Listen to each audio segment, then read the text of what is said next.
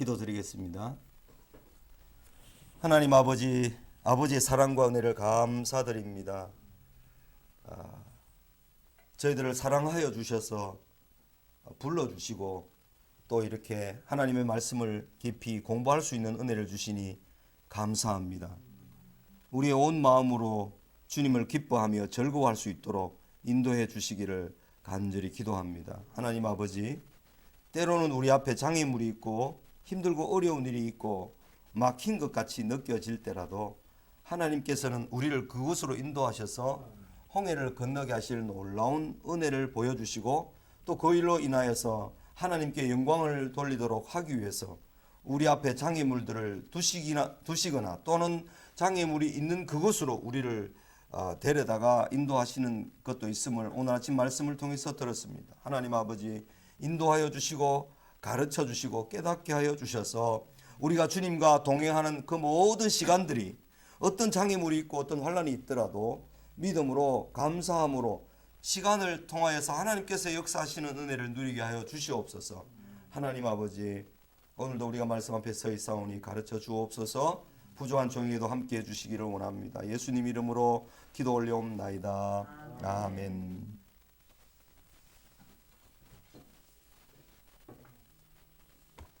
오늘은 43쪽입니다. 오늘은 8번째 주일이 지나고 9번째 주일. 6월 17일까지 하면 끝이 나니까요. 반을 돌아서 이제는 반환점에 들어왔습니다. 교재 43페이지.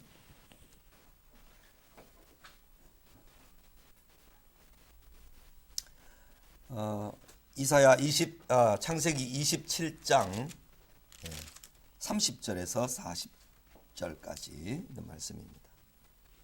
심히 크게 떨었던 이삭에 대해서 언급하고 있는데요. 이삭의 생애에서 이토록 두려워하는 마음으로 하나님을 경험한 적은 없었을 것입니다. 이삭이 예서를 사랑한 것은 말라기 선지자가 이삭 시대로부터 약 한 1500년 정도 지나서 말라기 선지자가 이삭의 아들 에서와 야곱에 대해서 이렇게 언급했습니다. 야곱을 사랑하였고 에서는 미워했다. 누가요? 하나님께서.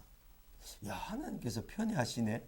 내가 야곱은 사랑하였고 에서는 미워하였다. 이런 것을 세월이 1500년 지나고 난 다음에 하나님의 뜻을 분별했던 말라기 선지자가 에서는 미워하였고 야곱은 사랑하셨다. 이렇게 하나님께서 말씀하셨다 하는 것을 말라기서에 기록했단 말이죠. 하나님의 뜻과 정면으로 배치되는 이삭의 행동이 하나님의 뜻과 정면으로 배치해서 야곱보다 에서를 더 사랑했던 거죠. 하나님께서 당신의 큰 나라와 민족을 이루시기를 원하셨던 그 일에 이삭은 잘 몰랐던 거죠. 이삭의 나이 131세가 되었어야 하나님의 뜻이 얼마나 엄중한지를 깨닫게 된 이삭은 심히 크게 떨 수밖에 없었습니다. 모압 왕의 사주를 받아 이스라엘을 저주하려던 발람이, 이 발람 이야기는 또 나중에 민수기에 나옵니다. 민수기 22장 그 뒤에서부터 발람 이야기가 나오는데, 이 발람은 모압 왕 발락이라는 사람이, 모압 왕 발락이라는 왕이 저 위에 유프라테스 강 쪽에 있는 이 발람을 너무 이게 주술사로서 뛰어난 이름이 나 있는 사람이 있어서 이 발람을 불러다가 이스라엘 백성들이 모여 있는 그곳에서 모압 평지에 있는 데서 그 오른쪽 모압 땅 높은 데 산지를 이렇게 돌아서 보면 느보산 뭐 이런 산들이 있습니다. 이 산들이 있는데 이스라엘 나라를 이렇게 보면 어떤 형태로 되어 있는가 하면, 제가 한번 설명했습니까? 여기에 갈릴리가 있고 갈릴리 바다가 있고 여기에 사해 바다가 있습니다. 이 사해 바다가 있으면 이 갈릴리에서부터 이렇게 이어지는 이 땅 여기는 요단강이 있죠. 요단강. 그리고 요단강 가로 이 한 5, 6km 되는 이런 양쪽에 이거는 거의 지구대처럼 아주 낮은 지역이에요. 아주 여기 낮은 지역. 여기 해발 마이너스 200m. 여기 해발 마이너스 400m. 이 마이너스 200m에서 마이너스 400m는 이 거리를 한 80km 뭐 100km 가까이 되는 이 길을 거쳐오면서 이 요단 강물은 매우 좁습니다. 근데 요단 강물 양쪽에 이런 데는 되게 저지되면서 평지로 이렇게 쫙. 그러니까 강이 범람하면 이만큼 넘어오고 이만큼 넘어오고 하겠죠. 그죠? 그런데 이쪽은 전부 다 산지로 되어 있어요. 산지로. 여기 아주 높은 산지로 가서 여기 올라가면 이렇게 평지로 다 되어 있습니다. 여기도 높은 산지로 올라가서 여기는 이제 높은 산이 이렇게 이어지는 거죠. 산길이 이렇게 족장들의 길로. 그러니까 여기는 엄청나게 길이 올라가기 험합니다. 여 주변에. 이렇게 올라가서 여기도 보면 여리고가 여기 있으면 예루살렘이 이 꼭대기에 있단 말이에요. 그러면 여리고에서 예루살렘으로 엄청나게 험한 길을 올라가야 됩니다. 30km 되는 거리를 여기에서는 마이너스 400m, 여기에는 이제 저기 해발 800m 정도 되니까 1200m 되는 산을 우리나라에 뭐 속리산 같은 산을, 속리산보다 조금 낮지만 속리산 같은 산을 여기서 올라간다고 생각해 보세요. 30km 동안에 계속 이걸 속리산 밑에 내려가서 저기 가서 충주에 가서 계속 올라가는 그런 산꼭대기까지 올라간다 이런 생각을 하면 여기가 얼마나 저지되며 여기가 얼마나 가파른 지역이며 여기가 산꼭대기고 여기가 지중해가 있는데 여기서부터는 계속 내리막이란 말이에요. 내리막. 이렇게 돼 있단 말이에요. 그 여기 꼭대기처럼 산 등줄기로 이렇게 돼 있고 지중해 쪽으로 내려가는데 낮게 내려가고 이쪽은 급경사로 이렇게 딱 광야에 흙이 막 비가 오면 급하게 물이 흘러내려가지고 전부 다 그 흙이 산이 나무가 없는 산인데 흙으로 막 갈라져 있어요. 이게 계곡이 막 엄청 심해요. 여기가. 그 사람 살 곳이 못 되는 거죠. 근데 여기 저지대는 그래도 사람이 살 곳이 좀 돼가지고 이 지대로 나중에 여기 아브라함의 조카 롯이 이 지대로 건너왔잖아요. 왔다가 나중에 더 좋은 곳을 찾아가서 사해바다 남쪽에 가면 이 소돔과 고모라까지 내려오잖아요. 그런 지형적으로는 그렇게 되어 있습니다. 그죠? 이거는 아주 높은 언덕, 여기는 평지. 그래서 오늘 27장에서 이삭이 에서를 축복하려고 했는데 야곱을 축복했다는 사실을 깨닫게 되면서 알게 된 거죠. 너는 누구냐? 이삭의 이 말은 이삭에게는 놀람을 넘어 충격 그 자체였다는 것입니다. 에서가 사랑하여 잡아온 고기로 요리하여 아버지께 들어갔을 때에는 이삭의 아들에 대한 축복이 완전히 끝났을 때였습니다. 에서가 돌아와 제가 에서입니다. 제게 축복해 주십시오. 라고 했을 때 했던 이삭의 이 한마디 말, 너는 누구냐? 너는 누구냐?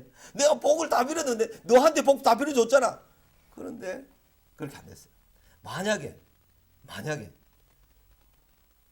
이삭의 입에서 에서의 이름을 불러가면서 에서에게 막 에서 너는 엄청나게 복을 받을 것이며 에서야 하면서 그렇게 복을 빌었다면 어떻게 됐을까?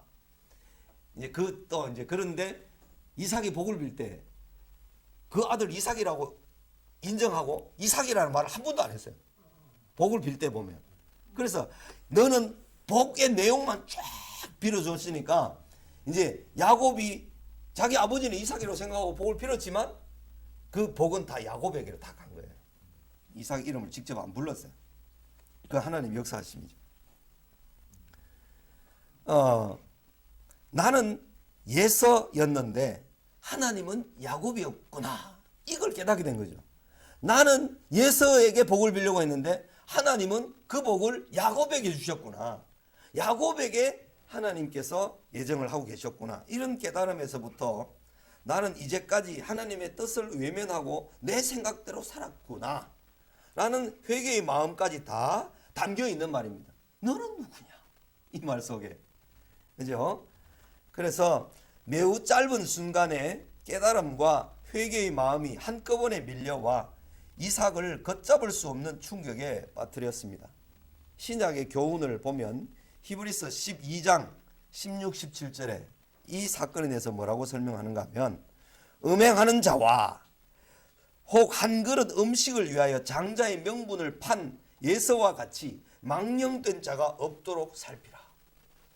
너희가 아는 바와 같이 그가 그 후에 축복을 받으려고 눈물을 흘리며 구하되 버린 바가 되어 회개할 기회를 얻지 못하였느니라.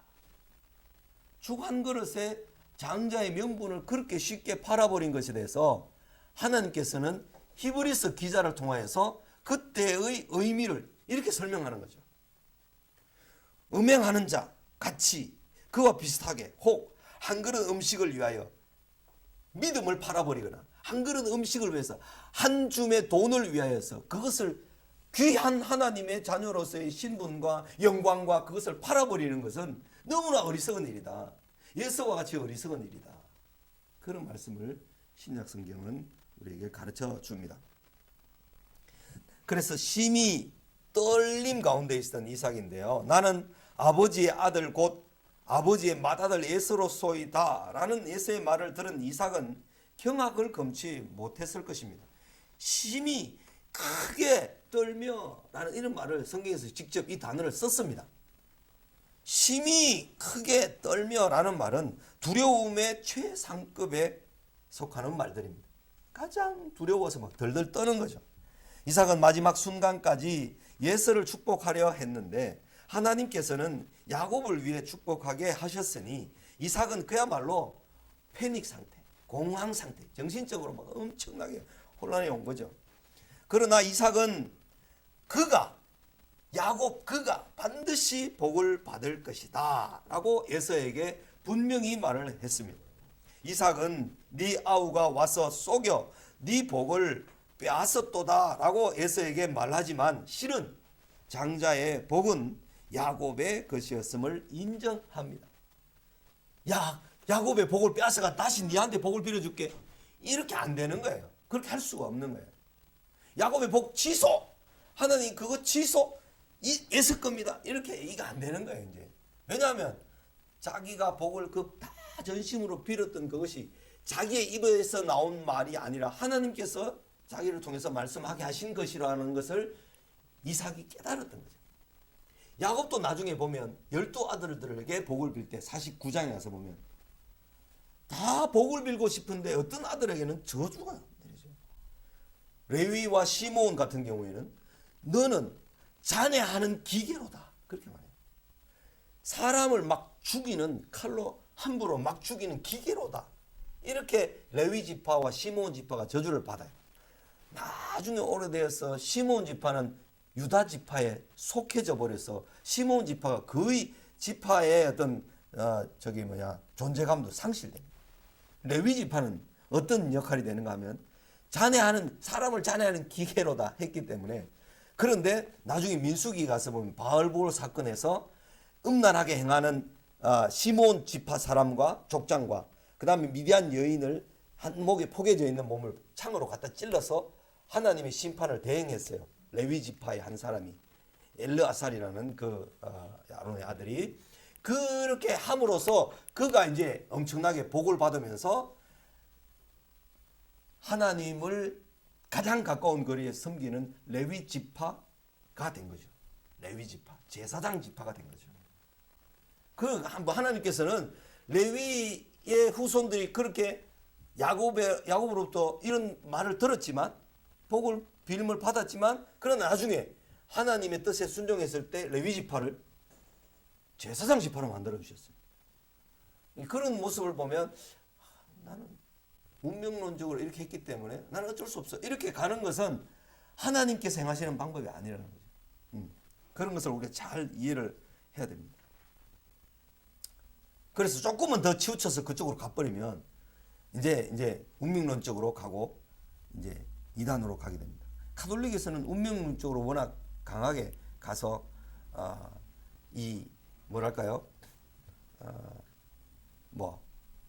절제하거나 또는 약품을 쓰거나 또는 산화 제한을 하거나 이런 것들 있잖아요. 이런 것을 다 거부를 하면서 이제 막 엄청나게 많이 이제 출생을 하고 번성하고 이렇게 하면서 이제 어려움도 겪기도 하고 그렇게 이제 하는데,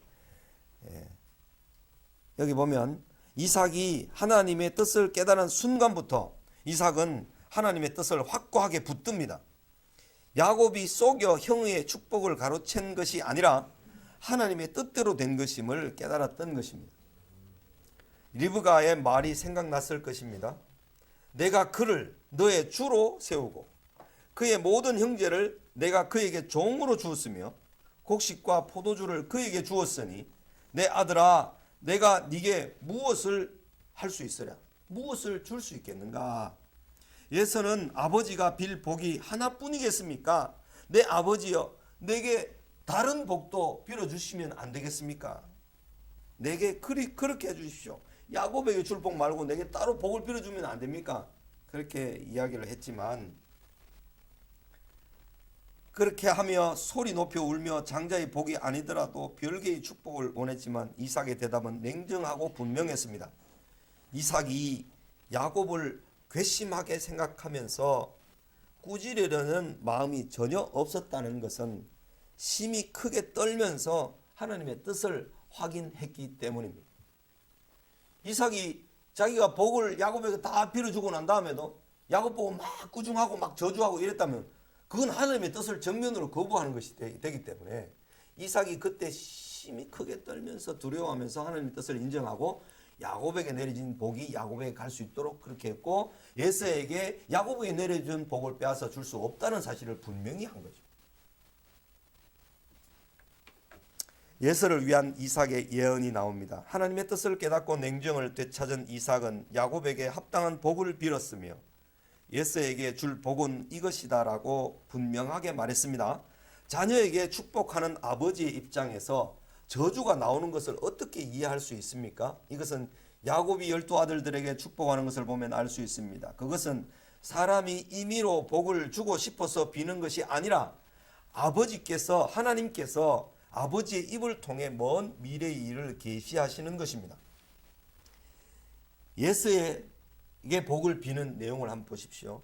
내 주소는 땅의 기름짐에서 멀고 기름진 땅이 아니라 식물이 자랄 수 없고 비가 내리지 않는 척박한 땅에서 살게 될 거다. 이걸 말씀하신 거죠. 내리는 하늘 이슬에서 멀 것이다. 하늘 이슬만 내려도 뭔가 식물이 자랄 수 있는 그게 있습니다. 작은 미시한 식물들이. 칼을 믿고 생활하겠고 네 아우를 섬길 것이며 네가 매임을 벗을 때에는 그 멍에를 내 목에서 떨쳐 버리리라.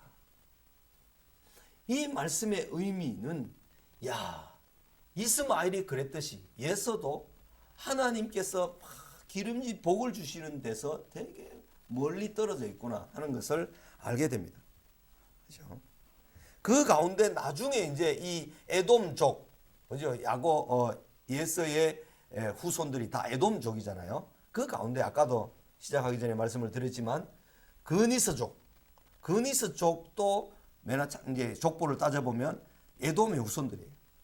예서의 후손들인데 그니스족 가운데 있는 사람들이 나중에 이스라엘과 합류를 해서 출애굽할 때 같이 나왔고 그 그니스족 중에 한 사람이 유다 지파의 갈렙이라는 사람이었어요. 갈렙. 그 이방인들에게 얼마나 문이 열려 있는지를 우리는 충분히 알 수 있습니다. 근데 분명히 여호수아서에서 갈렙을 언급할 때 그니스족 갈렙 유다 지파에 속해 있어요. 그런 것을 보면 혈통으로 그리고 마지라고 하는 혈통의 마지 이 일을 통해서 하나님께서 이루어 가시는 것이 아니구나. 그래서 보면 전부 다 둘째 내지 셋째 넷째 이래요. 다윗이 밧세바에게서 난 아들 중에 솔로몬이 첫째 아들이 아니에요. 물론 첫째 아들은 죽고 첫째 아들, 둘째 아들, 셋째 아들이 태어나고 네 번째 아들이 솔로몬이에요. 솔로몬이. 이제 나중에 이제 열왕기서를 배우면서 알게 되겠지만 역대기 역사에 보면 다윗의 솔로몬의 형들의 이름이 3명이 나와요. 밧세바가 낳은 3명의 아들이 나오고 솔로몬이 나오는데 솔로몬이 왕이 될 때는 적으면 19살, 많으면 21살. 요 사이에 있습니다. 솔로몬이. 그런데 아도니아가 내가 왕이다라고 선언했을 때는 40대 중반입니다. 배다른 형이죠. 다윗의 아들 중에. 근데 이 아도니아가 그 당시에 다윗의 조카였던 요압 장군, 군대 장관이에요. 국방부 장관. 그다음에 아비아달이라는 대제사장, 이 사람들을 꼬드겨 가지고 이 아도니아 편에 편성시켜 가지고 내가 왕이다 선언을 해버리죠. 그런데 하나님의 일은 세력으로, 힘으로, 권력으로 되는 게 아니고 맹세로 되는 것입니다. 맹세. 하나님의 맹세로 나단 선지자가 바세바에게 갔고 바세바가 다윗에게 갔고 다윗이 맹세를 확인해서 아도니아가 아니다. 솔로몬이 왕이다. 내가 맹세한 대로 하나님이 약속해 주신 대로 솔로몬이 왕이다 하고 솔로몬을 왕으로 세웁니다. 그게 이제 맹세의 약속 말씀에 의해서 이끌려지는 하나님의 나라를 열왕기서 전체가 쫙 보여주는 그 출발이 열왕기상 1장에 나오는 내용이에요. 거기에 맹세라는 말이 5번 나와요. 그게 이제 하나님께서 역사하시고 운행하시는 것은 당신이 말씀하시고 당신이 약속하시고 언약하시고 맹세하신 그것대로 하나님께서는 그 약속을 신실하게 지키시는 분이다 하는 것을 우리에게 보여주는 거죠. 예수는 황폐한 땅에서 살고 하늘에서 내리는 이슬의 혜택도 없는 매우 건조한 땅에서 살 것입니다. 칼을 믿고 생활한다는 것은 전쟁과 약탈을 일삼으며 산다는 말입니다. 또 이스라엘의 지배를 받게 됩니다. 다윗 시대에 오면 예서의 후손인 에돔은 이스라엘의 지배 아래 완전히 놓입니다. 주전 126년에 예수님 오시기 126년 전에 하스모니안 왕조 때 에돔은 완전히 진멸되어 사라집니다. 예서를 위한 예언을 하면서 이삭은 무슨 생각을 했을까요? 자기의 생각과 판단에 대해서 그리고 하나님의 뜻과 섭리에 대해서 얼마나 철저하게 깨달았을까? 주여 저에게도 말씀에 근거한 주님의 뜻을 잘 분별하고 인내하며 견디며 주님 나라에 이르게 하옵소서. 이런 말씀을 통해서 이런 기도가 나오는 것입니다. 나중에 예수님 당시에 헤롯이 있잖아요.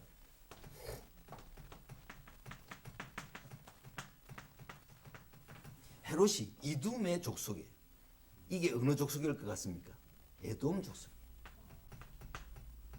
에돔 이둠의 이 족속이 이제 이 족속인데 예수님 당시에 헤롯 왕이 유대를 다스렸다는 것은 이거는 다윗 시대하고 완전히 역전된 거잖아요. 헤롯이 물론 로마의 인정을 받아 로마의 적을 받아서 이 로마가 유다를 일종의 조롱하는 형국이 되어버린 거죠. 그렇죠? 이 유다 12지파들 중에서 그들 중에서 뭐 정통 유대파들 중에서 왕을 세운 게 아니고 꼭두각시로 이둠의 족속인 헤롯을 역사적인 아이러니죠. 그죠? 그때에 예수님께서 오셨고 예수님께서 그 모든 것을 이제 극복하시고 이기신 승리하시는 거죠.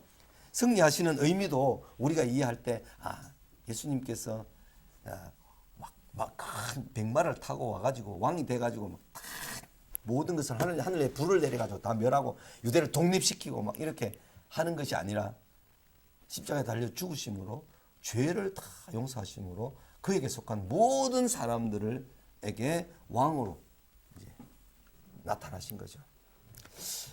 오늘 첫째 시간 첫 번째 장이 상당히 길게 됐는데 27장 뒷부분요. 41절부터 야곱의 결혼을 위하여 봅시다. 야곱이 이삭의 축복을 가로챘다는 생각으로는 에서는 야곱을 죽여야 하겠다고 마음먹게 됩니다. 이게 형이 동생을 죽여야 되겠다. 아간과 아벨이 생각나죠. 이런 이제 이 역사를 이제 알고 있는 리브가와 에서는 이제 조치를 취합니다. 하나님의 계획과 어긋난 행동이 계획될 때 항상 리브가에게 알려집니다. 이삭이 에서에게 축복하려고 했을 때에도 에서가 야곱을 죽여버리겠다고 했을 때에도 모두 리브가의 귀에 들리는 것입니다. 리브가가 두 아이를 임신하고 그들이 뱃속에서 싸울 때에 하나님께서 말씀하여 들려주신 것처럼 하나님의 계시는 리브가에게 전달되고 또 이삭의 계획과 에서의 계획도 리브가에게 숨겨지지 않습니다. 이런 모습을 보면서 하나님께서는 아내를 통해서나 남편을 통해서나 자녀를 통해서나 그 주변에 있는 사람들에게 어떤 깨달음과 그걸 주셔서 하나님의 뜻을 이루어 가시는구나. 본인이 듣지 못할 때는 이삭이 들었어야만 되는데 이삭이 듣지 못했잖아요. 깨닫지 못했잖아요. 예서의 계획과 리브가의 대처를 한번 봅시다. 예서는 자기의 복이 야곱에게 도둑 맞았다는 단순한 판단으로 야곱을 죽일 계획을 했습니다. 그가 심중에 말하였는데 어떻게 리브가에게 들렸을까요? 예서의 마음을 어머니 리브가가 알아차리게 된 것은 하나님께서 리브가에게 말씀하여 주셨던 것 같습니다. 하나님께서 리브가에게 복중에 있는 두 아이의 미래에 대하여 말씀하여 주신 것처럼 얼마든지 리브가가 알아차리게 하실 수 있습니다. 이삭과 야곱은 당시 따로 떨어져 살았던 것 같습니다. 리브가는 사람을 보내 야곱을 불렀습니다. 리브가는 야곱에게 형의 마음에 있는 생각과 계획을 알려줍니다. 리브가는 친정이었던 하란 즉 밧단 아람으로 야곱을 피신시켜 큰 아들이 작은 아들을 죽이는 일이 발생되지 않도록 조치를 하게 됩니다. 리브가는 하루에 두 아들을 다 잃게 될 것을 알았습니다. 형이 동생을 죽였으면 그 아버지와 그 부모는 형을 어떻게 보고 살겠습니까? 그죠? 못 보는 거죠. 형이 동생을 죽이면 동생이 사라지는 것과 동생을 죽인 형도 사회적 매장이 될 수밖에 없는 상황이었기 때문입니다. 리브가는 가인이 아벨을 죽인 것과 같은 일이 또 발생되도록 방치할 수는 없었습니다. 리브가는 신속하게 대처합니다. 리브가는 야곱이 몇 날 정도 피신해 있으면 형의 노가 풀리리라고 생각했으나 20년이 걸려도 형의 노는 풀리지 않습니다. 예서의 분노를 푸는 것은 하나님만이 하실 수 있는 일이었던 것이기 때문입니다. 400명을 데리고 나중에 동생을 맞으러 오잖아요. 내가 동생을 아직까지 내가 분풀이 못했다 이거. 400명의 집에서 길리운 뭐 군대처럼 그런 종들을 데리고 야곱을 내가 죽여야 되겠다 하고 칼을 들고 오는데 야복강 가에서 야곱이 기도하고 하나님께서 그 한도비를 붙들으시고 하나님께서 야곱의 기도에 응답하셔서 예서의 마음을 누구뜨려줍니다. 결혼을 위하여 밧단 아람으로. 이 야곱이 밧단 아람으로 갈 때가 70세 정도 앞뒤로 넘었습니다. 우리가 뭐 20대 이렇게 간 게 아니에요. 상당히 나이를 계산해 보면 이제 나이가 70대 내지는 뭐 70대 중반 뭐 이렇게 갔습니다. 리브가가 야곱을 설득하고 난 뒤에도 또 남편을 설득했습니다. 리브가가 남편을 설득하기 위해 이미 결혼하여 30년 이상 살고 있는 헷 족속의 며느리 둘을 언급했습니다. 이 헷 족속의 며느리 누굽니까? 예서의 부인입니다. 예서가 두 여자를 취하였잖아요. 24장에 가서. 그랬기 때문에 두 며느리를 이제 불렀던 거죠. 그것도 이삭이 충분히 공감할 것이었습니다. 그것이 왜냐하면 이 예서의 두 와이프들, 아내들 때문에 이삭과 리브가 근심했더라 이런 말씀이 있습니다. 그렇기 때문에 그랬던 거죠. 그것이 아니더라도 이삭은 야곱이 자기의 축복을 받은 것이 하나님께로부터 난 것이었음을 인정하고 있었습니다. 그래서 이삭은 아내 리브가의 말에 순순히 동의하여 야곱을 밧단 아람으로 보내려고 하였습니다. 오늘 본문에는 아내를 맞아라는 말과 하란 곧 밧단 아람이라는 말이 각각 5번씩 언급됩니다. 성경을 읽다가 똑같은 말이 많이 반복되면 분명히 펜을 가지고 성경에다가 동그라미를 쳐가면서 읽어야 됩니다. 그 말이 많이 반복된다는 것은 그 말을 중심으로 뭔가 말씀하시고자 하는 의미가 담겨 있기 때문에 항상 그렇습니다. 그것은 야곱이 밧단 아람으로 가는 것은 경건한 결혼을 위하여 필수적인 일이었던 것이 강조된 말입니다. 이삭의 말에도 28장 1절 2절에 보면 28장에 이삭을 이제 야곱을 보내면서 이렇게 말합니다. 이삭이 야곱을 불러 그에게 축복하고 또 당부하여 이르되 너는 가나안 사람의 딸들 중에서 아내를 맞이하지 말고 가나안 족속의 헷 족속이 가나안 족속이거든요. 7족속이잖아요. 그러니까 거기에서 아내를 맞이하지 말고 고향, 너 어머니의 고향, 리브가의 고향이 밧단 아람이잖아요. 거기 가서 하라 그러죠. 일어나 밧단 아람으로 가서 내 외조부 버두엘의 집에 이르러 거기서 내 외삼촌 라반의 딸 중에서 아내를 맞이하라. 오늘날로 말할 것 같으면 일종의 근친이죠. 근친.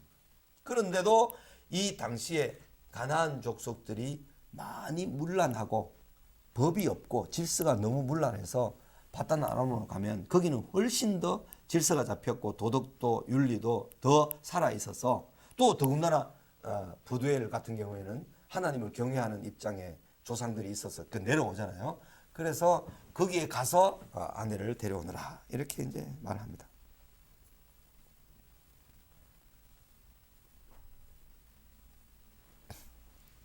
어디입니까? 그 밑에 이삭의 말에도 1, 2절요. 사건의 기록의 서술에도 동일하게 결혼과 관련된 말이 언급되어 있습니다. 이삭은 야곱을 보내면서 하나님께서 야곱에게 복을 주실 것을 다시 한번 확인했습니다. 이렇게 함으로 아브라함, 이삭 그리고 야곱으로 이어지는 하나님의 일이 완결되었습니다. 아브라함의 하나님, 이삭의 하나님, 야곱의 하나님 늘 이렇게 부르는 이유는 그 이유는 하나님은 살아계신 하나님이다 하는 뜻입니다. 아브라함 때 살아계신 것처럼 이삭 때도 살아계시고 야곱 때도 살아계시고 항상 살아계신 하나님이라는 뜻으로 우리 조상들의 하나님, 야곱의 아브라함과 이삭과 야곱의 하나님 이렇게 부를 때는 후손들이 아무리 세월이 흘렀어도 살아계신 지금도 살아계신 우리의 하나님 아버지 이렇게 부르는 의미입니다. 이삭의 또 다른 망령된 일이 나오는데요. 이삭의 축복 기도를 다시 한번 확인하였고 야곱은 900km나 되는 거리 20년이란 세월의 대장정을 떠났습니다. 갈 때는 그렇게 될 줄은 몰랐죠. 야곱의 나이가 71세였습니다. 야곱이 밧단 아람으로 떠나고 난 뒤 예서는 이렇게 저렇게 머리를 굴렸습니다. 예서는 자기가 40에 결혼하였던 헷 족속의 두 아내가 아버지 이삭과 어머니 리브가를 기쁘게 하지 못하는 것을 알고 있었습니다. 그것은 부모와 예서 자신이 공히 아는 사실이었습니다. 예서는 그때부터라도 새로운 계기를 만들어 부모의 환심을 사려고 했습니다. 그러나 예서의 행동은 혹시 했으나 역시라고 말할 수밖에 없는 행동을 했습니다. 예서는 이스마엘의 딸인 마할렛을 아내로 맞아들입니다. 이스마엘의 후손 마할렛. 그것은 부모의 마음 역시 근심이 되는 일일 뿐이었습니다. 왜냐하면 이스마엘의 후손들은 야곱의 후손들을 대항하여 살 사람들이잖아요.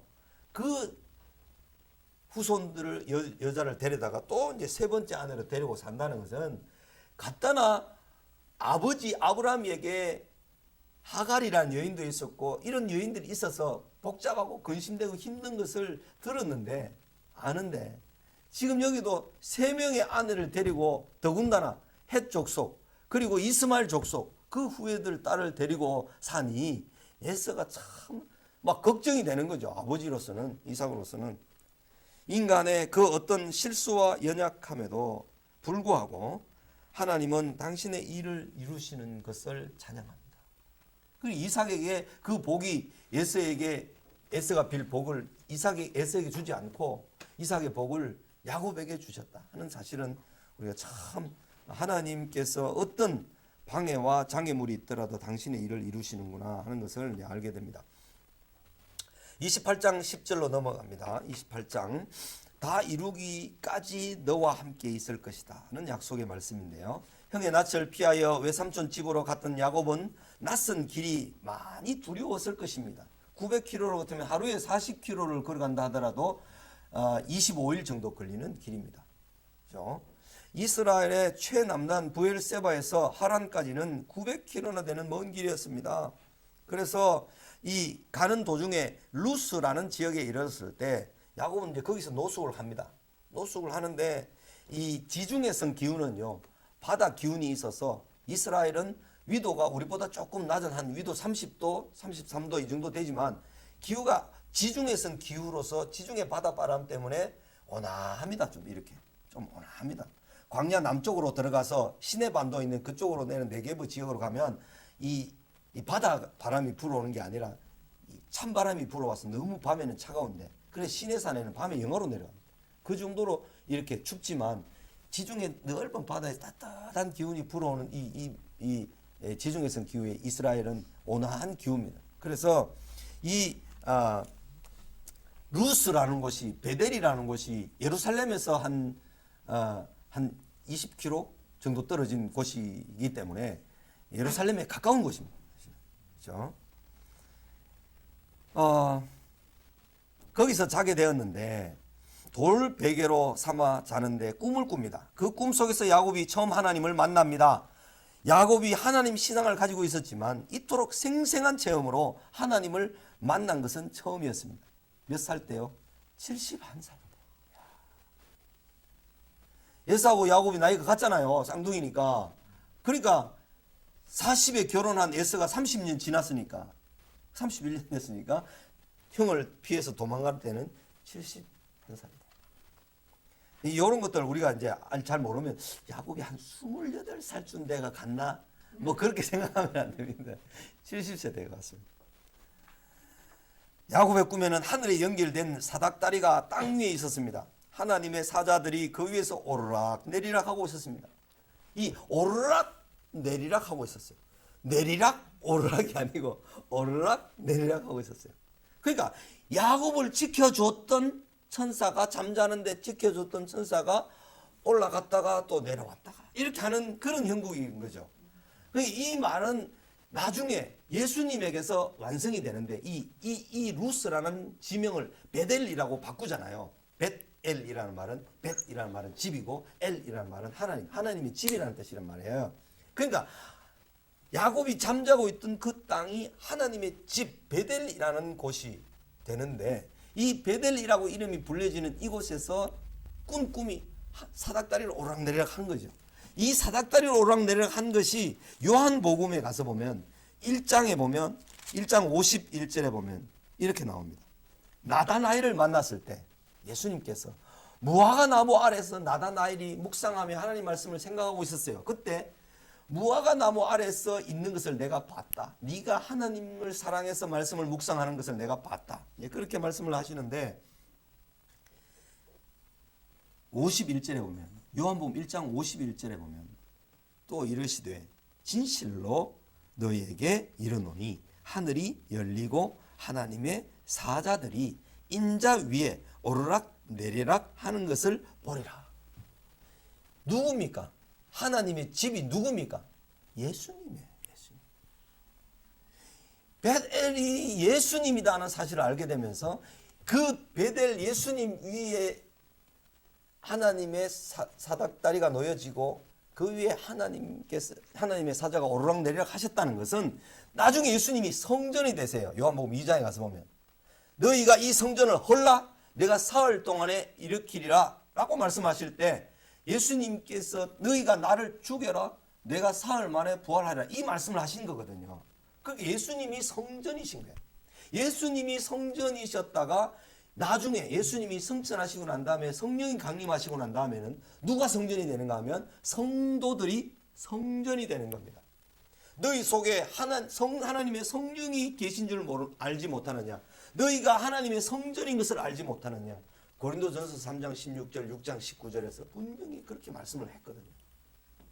그렇기 때문에 야곱이 자고 있었던 그곳이 원래 루스라는 지역이었는데 베델로 바뀌면서 그 뒤로는 이제 베델로 호칭이 됩니다. 루스라는 이름도 나오긴 하지만 그래서 하나님께서 눈동자처럼 보살피는 가운데 베델에서 잠자고 있던 야곱, 나중에 야곱의 후손 유다의 후손인 예수 그리스도가 오셔서 성전이 되어 주셔서 당신 안에 들어오는 모든 사람이 다 성전이 되도록 그렇게 해주신 것이 오늘날 교회입니다.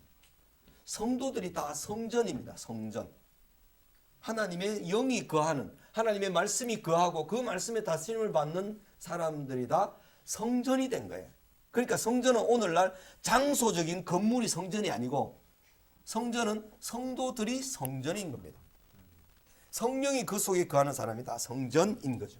그래서 우리는 이제 우리 개혁주의 합신 출신의 교회들은 다 예배당이라고 부르지, 예배당을 성전에 올라가는 이런 개념은 성전 이야기를 하지 않습니다. 이거 좀 이해하네. 그러니까 예배당 이렇게 부르는 것이 예배하는 집. 이것은 또 공산당이 쳐들어와서 북한을 점령했을 때 다 처부수고 공산당 당사가 될 수 있는 이런 곳이잖아요. 그러니까 건물이 성전이 아니고 이제는 인격. 예수님 이후에는 다 인격이 성전이 되었다. 이렇게 할 수가 있습니다.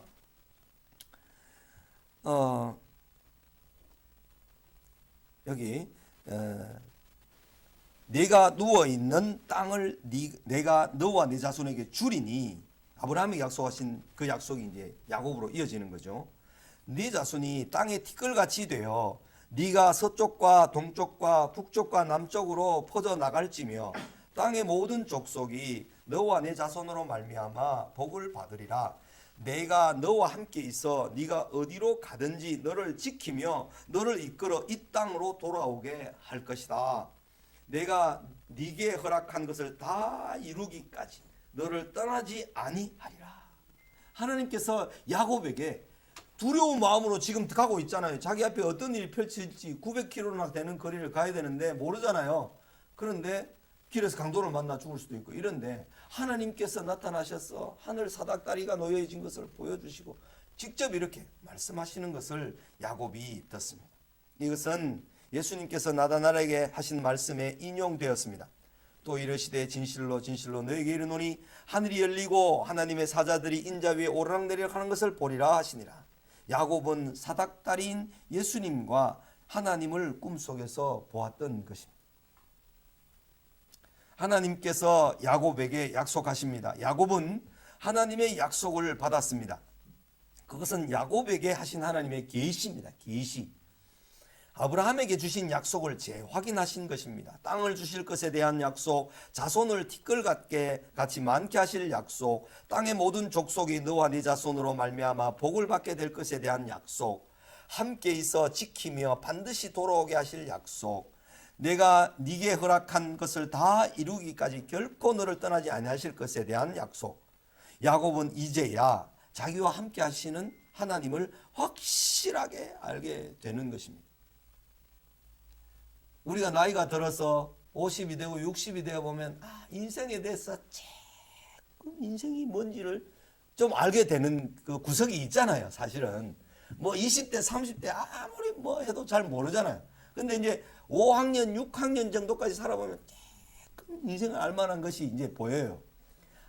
내가 그렇게 막 칼같이 막 진리를 외치고 정리를 외치고 돌 던지고 살았는데 데모하면서 살았는데 조금 내가 너그러워져야 되겠구나. 이런 것들. 그다음 내가 막 애들 막 신발 가지런히 안 놓으면 막 뭐라 그러고 막 애들 태어났을 때 어릴 때는 막 간섭하고 잔소리하고 막 이랬는데 애들이 바쁘고 힘들면 신발을 내 던지고 그냥 차고 그냥 들어올 수도 있구나. 내가 정리하지. 이러면서 어른이 돼서 그건 이제 넓어지잖아요. 그러니까 넓어진 가운데 손자를 보니까 손자는 너무나 그렇게 대하는 게 할아버지들의 또 할머니들의 특징이 되죠. 인생에서 이런 그 70세 넘어서 아직 결혼하지 않은 야곱이 이때까지 하나님에 대해서 듣기만 했지만 이제 눈으로 보는 거예요. 그죠? 그런 만남으로 하나님께 이렇게 하나님 앞에서 살게 되는 겁니다. 야곱은 꿈을 꾸었던 그곳을 하나님의 집이요 하늘의 문이라고 하는 이름을 베델이라고 불렀습니다. 야곱이 베델에서 이런 경험을 하고 난 다음 그에게 있었던 인간적인 모든 두려움들이 거의 사라졌습니다. 바단 아람으로 떠날 때 나타나셨던 하나님께서 20년 뒤 야곱이 바단 아람에서 돌아올 때 야복강가에서 천사와 씨름할 때도 나타나 주심으로 야곱의 생애에 결정적인 영향을 끼치게 됩니다. 그러니까 이 베델에서의 경험, 그죠? 바단 아람에서는 하나님께서 특별히 나타나지 않습니다.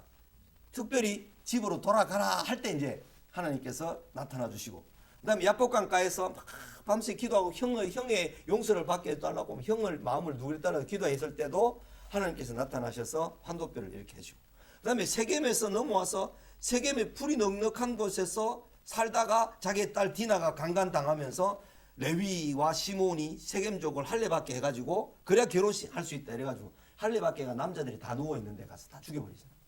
그래서 두려운 마음으로 있는데 하나님께서도 창세기 35장에 가서 보면 너는 베델로 올라가라. 왜 여기 있느냐? 여기 넉넉한 물이 넉넉한 여기에서 왜 사느냐? 베델로 올라가라. 네가 바단 아람으로 떠날 때 20년 전에 약속했던 곳이 있지 않느냐 하면서 베델로 올라가게 하나님 말씀하시는 점. 그래서 베델로 올라가서 상수리 나무 아래 자기들이 가지고 있는 바단 아람에서 가지고 있는 뭐 우상들 각종 잡다한 것들 뭐 이런 것들 다 꺼내가지고 땅 속에 묻어버립니다. 그리고 난 다음에 다시 베델에서 헤브론으로 이제 넘어갑니다. 야곱이. 그리고 야곱에게 있어서 여러 가지 결정적인 인생의 사건들이 많이 있는데 그때마다 하나님의 뜻을 야곱이 깨닫게 되는 것입니다. 경험을 통해서. 야곱은 아침에 일찍 일어나 베개로 삼았던 돌을 가져다가 기둥으로 세우고 그 위에 기름을 부었습니다. 하나님의 집이요 하늘의 문이신 예수님을 만난 야곱은 하나님께 서원했습니다. 하나님이 나와 함께 계셔서 내가 가는 이 길에서 나를 지키시고 먹을 것 떡과 입을 옷을 주시어 내가 평안히 아버지 집으로 돌아가게 하시오면 여호와께서 나의 하나님이 되실 것이요 내가 기둥으로 세운 이 돌이 하나님의 집이 될 것이요 하나님께서 내게 주신 모든 것에서 10분의 1을 내가 반드시 하나님께 드리겠나이다. 이런 약속을 하게 됩니다. 서원을 합니다. 서원을. 야곱의 이 체험과 서원은 사실상 그의 신앙의 첫걸음이었습니다. 야곱의 서원은 가나안 땅으로 돌아와서도 세겜에 머물러 딸 디나가 세겜족 주장의 아들의 강간을 당할 때까지 실행되지 않은 채 잊혀져 있습니다. 세겜에 머물렀던 야곱에게 하나님께서 다시 나타나셔서 베델로 올라가라고 명령하셨을 때 그의 신앙이 성숙해졌고 순종이란 무엇인가를 배우게 되는 것입니다. 하나님께서는 당신의 자녀들에게 두려워하는 마음을 갖게 하셨더라도 서원을 실행하게 하십니다. 하나님은 당신의 자녀들이 아버지의 뜻을 알고 복종하여 아버지의 뜻을 다 이루시기까지 쉬지 않으십니다. 하나님의 열심과 헌신과 희생으로 인하여서 우리가 하나님의 사랑으로 온전하게 됩니다. 하나님의 사랑으로. 하나님은 지금도 우리에게 말씀하십니다. 하나님께서는 당신의 종들의 헌신과 열정을 사용하셔서 또 다른 당신의 백성들을 하나님께 복종하게 하시는 것입니다. 이 세과를 하고 나니까 1시간이 지났는데 시간이 이제 많이 지나갔습니다. 조금 쉬었다가 조금만 쉬었다가 차도 한잔 마시고 졸음도 좀 깨우시고 그렇게 다시 공부할 수 있게 되기를 바랍니다. 좀 쉬겠습니다.